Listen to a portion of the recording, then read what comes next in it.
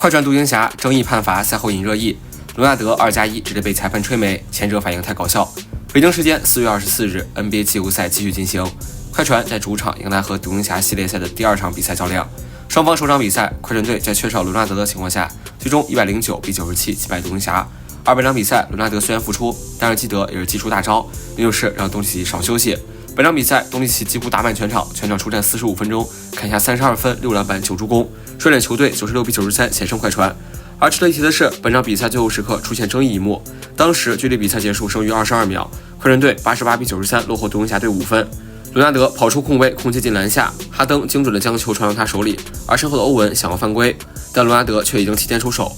不仅2分打进，而且还有一次加分的机会。这球可以说是决定比赛后续结果的一球。如果罗纳德罚进，那么分差只剩2分。但是此时独行侠队的主帅基德叫下挑战，而经过裁判回看，判定独行侠挑战成功，欧文犯规无效，罗纳德罚球被取消。而听到裁判改判的消息后，罗纳德反应也是很逗。只见他面无表情，随后挠了一下脸，不愧是机器人，这要换成其他球员，估计早就跳脚了。